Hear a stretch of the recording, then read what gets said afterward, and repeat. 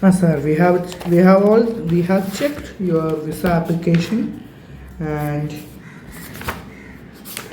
we have checked your visa application, and all documents has been verified successful, but still your visa is rejected. Your visa application is rejected.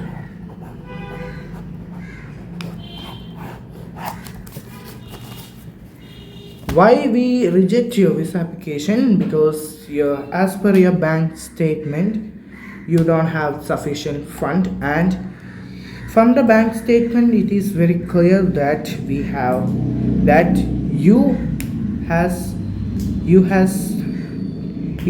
credited a million of amount to your account for just visa approval.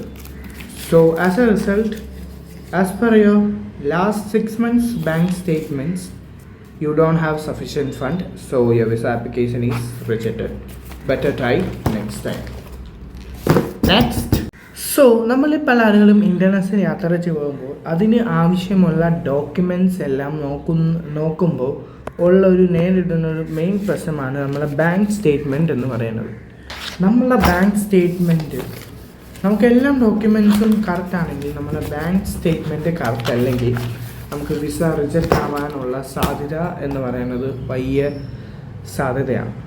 അപ്പം എന്തുകൊണ്ടാണ് visa എടുക്കുമ്പോൾ നമുക്ക് bank statement ആവശ്യമുള്ളത്? അതുപോലെ തന്നെ നിങ്ങൾ വിസയ്ക്ക്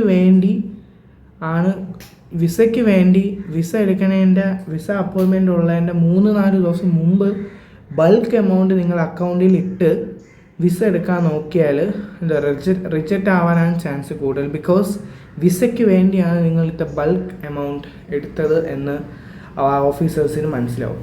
so let us check why embassy checks our bank statement.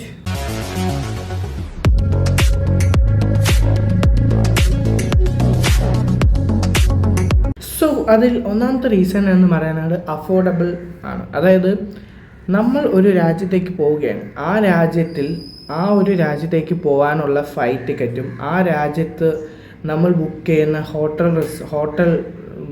ഹോട്ടൽസും അവിടെ പോയി നമ്മുടെ ഫുഡിനുണ്ടാകുന്ന എക്സ്പെൻസുകളും അവിടെ പിന്നെ നമ്മൾ പോകുന്ന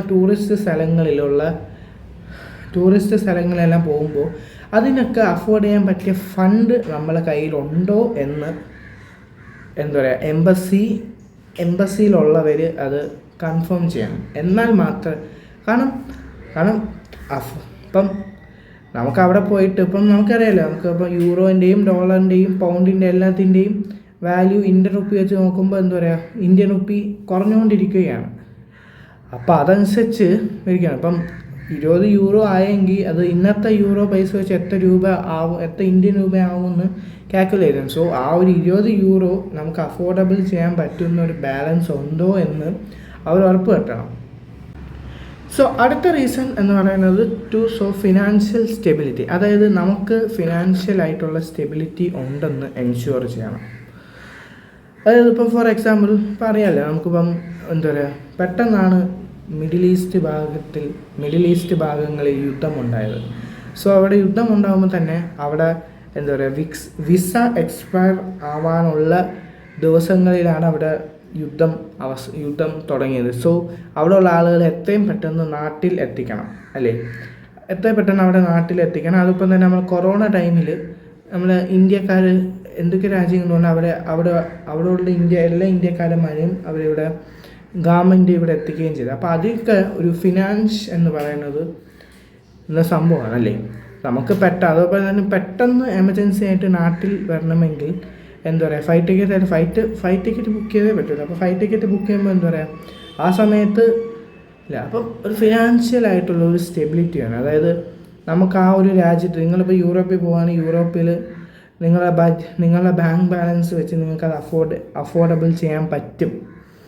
ആ ഒരു പൈസ വെച്ച് നിങ്ങൾക്ക് ഫുഡ് ആൻഡ് അക്കോമഡേഷനും കവർ ചെയ്യാൻ പറ്റും. പിന്നെ അപ്പം തന്നെ നിങ്ങൾക്ക് എമർജൻസി ആയിട്ട് തിരിച്ച് നാട്ടിൽ വരണമെങ്കിൽ റിട്ടേൺ ഫ്ലൈറ്റിനുള്ള ചാർജും കൂടി ഉണ്ടെന്ന് എൻഷുർ ചെയ്യണം. അടുത്തൊരു കാര്യമാണ് ടു പ്രിവെൻറ്റ് ഇല്ലീഗൽ മൈഗ്രേഷൻസ്. അതായത് നമുക്കറിയാം ഇതിനെ കുറിച്ചൊരു എന്തുകൊണ്ടാണ് ഇന്ത്യക്കാർക്ക് വിസ വേണ്ടതെന്നൊരു വീഡിയോക്കകത്ത് ഞാൻ പറഞ്ഞിട്ടുണ്ട്. അതായത് നമ്മുടെ ഇന്ത്യയുടെ നോർത്ത് ഈസ്റ്റ് ഭാഗം ഉള്ളത് മ്യാൻമാറും ബംഗ്ലാദേശും ബോർഡറുമായിട്ടാണ്.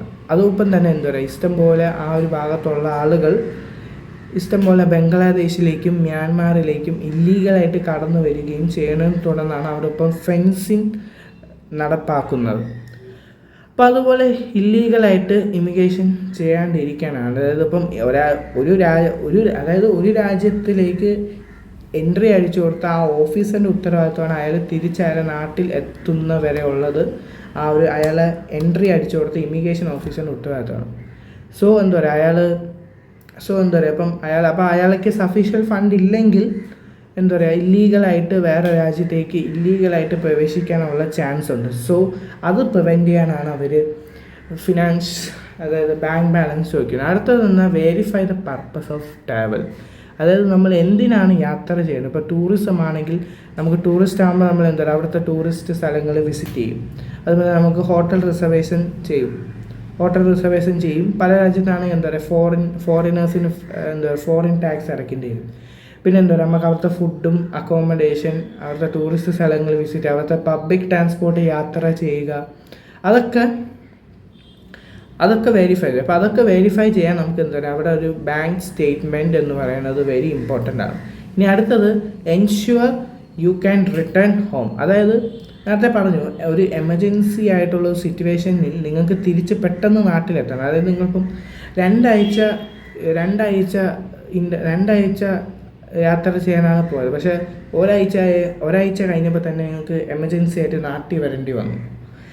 അപ്പോൾ നിങ്ങൾ ഓൾറെഡി റിട്ടേൺ ടിക്കറ്റ് ബുക്ക് ചെയ്തിട്ടുണ്ട്. നിങ്ങൾക്ക് ആ 2 ആഴ്ച അവിടെ സ്പെൻഡ് ചെയ്യാനുള്ള എമൗണ്ടും നിങ്ങളുടെ ബാങ്ക് അക്കൗണ്ടിലുണ്ട്. പക്ഷേ ഒരാഴ്ച ഉള്ളിൽ തന്നെ നിങ്ങൾ തിരിച്ച് നാട്ടിൽ വേണ്ടി വന്നാൽ ഉടനെ തന്നെ ഫ്ലൈറ്റ് ടിക്കറ്റ് ബുക്ക് ചെയ്യേണ്ടി വരും അല്ലേ.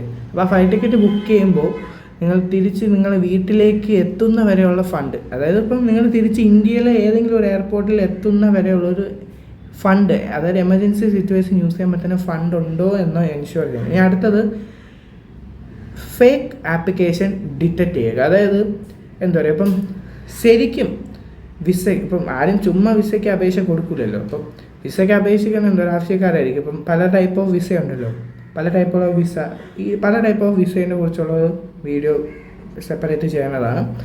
അപ്പോൾ പല ടൈപ്പ് ഓഫ് വിസ ഉണ്ടെന്ന് ഞാൻ നേരത്തെ പറഞ്ഞു. അപ്പം ആ ഒരു ടൈപ്പ് ഓഫ് വിസ, ഇപ്പം ബിസിനസ് വിസ ആണെങ്കിൽ അയാൾ പോകുന്ന രാജ്യത്തേക്ക് അയാൾ ബിസിനസ് സ്ഥാപനം എല്ലാം ഉണ്ടോ എന്ന് ഉറപ്പ് വരുത്തണം അല്ലേ. കാരണം ഉണ്ടോ, ഇപ്പം നിങ്ങൾക്കിപ്പോൾ ജോബ് വിസ കിട്ടുവാണ്, നിങ്ങൾക്ക് ആ ജോബ് വിസ തരുന്ന കമ്പനി അവിടെ ഉണ്ടോ ഇല്ലേ എന്ന് അവർക്ക് അറിയണം അല്ലേ, അവിടെ ഉള്ളോ ഇല്ലേന്ന് അറിയണം അല്ലേ. നിങ്ങൾക്ക് അത് വെച്ചുകൊണ്ട് എനിക്ക് ചെയ്യാൻ പറ്റത്തില്ലല്ലോ. അപ്പോൾ തന്നെ ഇപ്പം സഫീഷ്യൻ്റായിട്ട് ഫണ്ട്, അതായത് ഇപ്പം നമ്മൾ പോയി യാത്ര പോകണം, നമ്മൾ എത്ര ബഡ്ജറ്റായിട്ട് ഇൻ്റർനാഷണൽ യാത്ര പോകുന്നവരായാലും അവർക്കൊരു മിനിമം ആ ഒരു രാജ്യത്തിന് വേണ്ട ബഡ്ജറ്റെങ്കിലും അവരുടെ കയ്യിലുണ്ട്. അപ്പോൾ അങ്ങനെ മിനിമം ആയിട്ടുള്ള ബഡ്ജറ്റ് ഇല്ലാത്ത അങ്ങനത്തെ ആപ്ലിക്കേഷൻസ് എല്ലാം കണ്ടുപിടിക്കുക, അതൊക്കെ റിജക്റ്റ് ചെയ്യുക എന്നുള്ളത്. ഇനി അടുത്തത് സ്പോൺസർഷിപ്പ്. അതായത് ആ ഒരു രാജ്യത്തേക്ക് വരാൻ അവിടെ ഉള്ളൊരു വ്യക്തിയോ അല്ലെങ്കിൽ അവിടെ വർക്ക് ചെയ്യുന്ന നിങ്ങളുടെ നാഷണാലിറ്റിയിലുള്ള ഒരു വ്യക്തി അവിടെ വർക്ക് ചെയ്യുന്ന നിങ്ങൾക്ക് വിസ സ്പോൺസർ ചെയ്യുകയാണ്. എന്നാൽ ആ സ്പോൺസർ ചെയ്യുന്ന ആളുടെ ബാങ്ക് ബാലൻസും നമ്മൾ വിസ എടുക്കാൻ പോകുന്ന സമയത്ത് എംബസിക്കാരത് ചെക്ക് ചെയ്യും. കാരണം സ്പോൺസർ ചെയ്യുകയാണ് അല്ലേ. നിങ്ങളിപ്പോൾ ട്രാവൽ ഏജൻസി വഴി യാത്ര ചെയ്യുമ്പോൾ ട്രാവൽ ഏജൻസീൻ്റെ ഉത്തരവാദിത്വമാണ് നിങ്ങൾക്ക് അവിടുത്തെ പ്രധാനപ്പെട്ട സ്ഥലങ്ങൾ കാണിച്ചു തരിക, നിങ്ങളുടെ രീതിയിലുള്ള ഫുഡ് അറേഞ്ച് ചെയ്ത് തരിക. അപ്പോൾ അതുപോലെ തന്നെയാണ് സ്പോൺസർഷിപ്പ്. നിങ്ങൾക്ക് ഒരാൾ വിസ സ്പോൺസർ ചെയ്യുമ്പോൾ ആ സ്പോൺസർ ചെയ്യുന്ന വ്യക്തി ആ ഒരു വ്യക്തിയുടെ ആവശ്യത്തിനും നിങ്ങൾക്ക് വിസ സ്പോൺസർ ചെയ്യണോണ്ട് നിങ്ങളുടെ ആവശ്യത്തിനുമുള്ള ഫണ്ട് ഉണ്ടോ എന്ന് ചെക്ക് ചെയ്യണം. അടുത്തത് ഇമിഗ്രേഷൻ റിസ്ക് കുറയ്ക്കുക എന്നുള്ളതാണ്. അതായത് അറിയാലോ, ഇമിഗ്രേഷൻ ഇപ്പം നിങ്ങൾക്ക് സഫീഷ്യൻ്റ് ആയിട്ടുള്ള ഫണ്ട് ഇല്ലാണ്ട് നിങ്ങളൊരു രാജ്യത്തേക്ക് പോയാൽ അവിടെ അതിനേക്കാളും സഫീഷ്യൻറ്റ് ഫണ്ട് ഇല്ലാണ്ട് ഒരു രാജ്യത്തേക്ക് പോയാൽ ഇല്ലീഗലായിട്ട് വേറെ രാജ്യത്തേക്ക് പോകാൻ വേണ്ടി ആളുകൾ ശ്രമിക്കുന്നുണ്ട്. സോ അതൊക്കെ തടയാനാണ് ബാങ്ക് ബാലൻസ് അവിടെ ഇമ്പോർട്ടൻ്റ് ആയിട്ടുള്ളത്. കാരണം നിങ്ങളൊരു രാജ്യത്തേക്ക് എൻട്രി ചെയ്യുന്നു, ഒരു രാജ്യത്തേക്ക് എൻട്രി ചെയ്യണം എന്ന് പറയുന്നത് അവിടുത്തെ ആളുകളാണ് തീരുമാനിക്കുന്നത്. അതുപോലെ തന്നെ നിങ്ങൾ പോകാൻ ഉദ്ദേശിക്കുന്ന രാജ്യത്ത് വിസ തരുന്നത് അവിടുത്തെ ഗവൺമെൻറ്റും അവിടുത്തെ ഓഫീസേഴ്സുമാണ് നോക്കേണ്ടത്. അല്ലാണ്ട് വിസ കിട്ടുക എന്ന് പറയുന്നത് നമ്മളുടെ റൈറ്റ് ആണെന്ന് പറഞ്ഞിട്ട് യാതൊരു കാര്യമില്ല. സോ അപ്പോൾ അങ്ങനെ എന്താ പറയുക, അങ്ങനത്തെ ഇമിഗ്രേഷൻ റിസ്ക്കെല്ലാം കുറയ്ക്കും. ഇനി അടുത്തത് കൺട്രി സ്പെസിഫൈഡ് റിക്വയർമെൻറ്റ്സ്. അതായത് പല രാജ്യത്തേക്കും യാത്ര ചെയ്യുമ്പോൾ ആ രാജ്യം പറയുന്ന മിനിമം ബാങ്ക് ബാലൻസ് നമ്മളെ കയ്യിലുണ്ടാവണം, അല്ലേ? ഇപ്പം യൂറോപ്പിൽ പോകുന്ന ബാങ്ക് ബാലൻസ് അല്ല നമ്മൾ US-ലേക്കും അല്ലെങ്കിൽ UK-ലേക്കും ഓസ്ട്രേലിയ ന്യൂസിലാൻഡിലേക്കെല്ലാം പോകുമ്പോൾ, ചൈന, ബാക്കി രാജ്യങ്ങളിലെല്ലാം പോകുമ്പോൾ, അല്ലേ? ഇപ്പം എന്താ പറയുക, ഇപ്പം നമ്മൾ ഇന്ത്യ ആയിട്ട് നല്ല ഡിപ്ലോമാറ്റിക് റിലേഷൻ ഉള്ള രാജ്യമാണ്. ഇപ്പം നേപ്പാളിലും ഭൂട്ടാനിലും പോകാൻ എന്താ പറയുക, നമുക്ക് ഇപ്പം എന്താ പറയുക, നേപ്പാളിലും ഭൂട്ടാനിലും യൂറോപ്പിൽ പോണേക്കാളും കുറച്ച് പൈസ മതി, അല്ലേ? കുറച്ച് പൈസ മതി. ഈവൻ അവർ ആ 2 രാജ്യം നമുക്ക് വേണ്ടി വിസ ഫ്രീ ആണെങ്കിൽ പോലും നമുക്ക് എന്താ പറയുക, എന്നാലും ഫണ്ട് വേണമല്ലോ.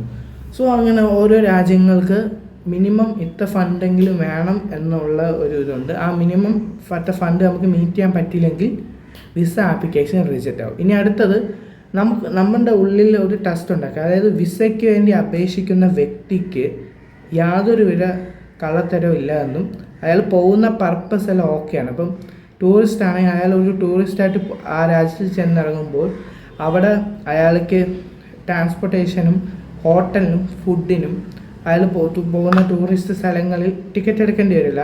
അതൊക്കെ അഫോർഡബിൾ ചെയ്യാൻ പറ്റുന്ന, അതിനൊക്കെ ഫണ്ട് അയാളുടെ ബാങ്ക് അക്കൗണ്ടിൽ ഉണ്ടെന്നും കൂടി എൻഷുർ ചെയ്യാം. സോ മെയിനായിട്ട് ഈ ഒരു 10 റീസൺസാണ് ഇതിൽ ഉള്ളത്. സോ മെയിനായിട്ട് ശ്രദ്ധിക്കുക. എന്താ പറയുക, നേരത്തെ പറഞ്ഞ ഒരു കാര്യം തന്നെ, നിങ്ങൾക്ക് ഫിനാൻഷ്യൽ സ്റ്റെബിലിറ്റി ഉണ്ടാകാനും നിങ്ങൾക്ക് ആ ഒരു ട്രിപ്പ് അഫോർഡബിൾ ചെയ്യാനും എന്താ പറയുക, ഇല്ലീഗലായിട്ടുള്ള മൈഗ്രേഷൻസ് കുറയ്ക്കാനുമാണ് ബാങ്ക് സ്റ്റേറ്റ്മെൻറ്റ് ചോദിക്കുന്നത്. പിന്നെ വിസയ്ക്ക് വേണ്ടി അപേക്ഷിക്കുമ്പോൾ വിസ കിട്ടണേൻ്റെ കുറച്ച് ദിവസം മുമ്പ് ബൾക്ക് എമൗണ്ട് നിങ്ങൾ അക്കൗണ്ടിൽ ഇടാണ്ടിരിക്കുക. ബൾക്ക് എമൗണ്ട് നിങ്ങൾ അക്കൗണ്ടിൽ ഇട്ടാൽ ആ ഓഫീസേഴ്സിന് മനസ്സിലാവും വിസയ്ക്ക് വേണ്ടി നിങ്ങൾ എത്ര എമൗണ്ട് എടുത്തതാണെന്ന്. നിങ്ങൾ 6 മാസം 3 മുതൽ 6 മാസത്തെ ബാങ്ക് സ്റ്റേറ്റ്മെൻറ്റാണ് വിസ ആപ്ലിക്കേഷൻ സമയത്ത് ആ ഓഫീസേഴ്സ് ചെക്ക് ചെയ്യുന്നത്. സോ നിങ്ങൾക്ക് 6 മാസം മുമ്പേ തന്നെ നിങ്ങൾക്ക് യാത്ര പോകാനുള്ളതിൻ്റെ ബാങ്ക് ബാലൻസ് നോക്കണം. സോ ഇതുപോലത്തെ യൂസ്ഫുൾ വീഡിയോസിന് വേണ്ടി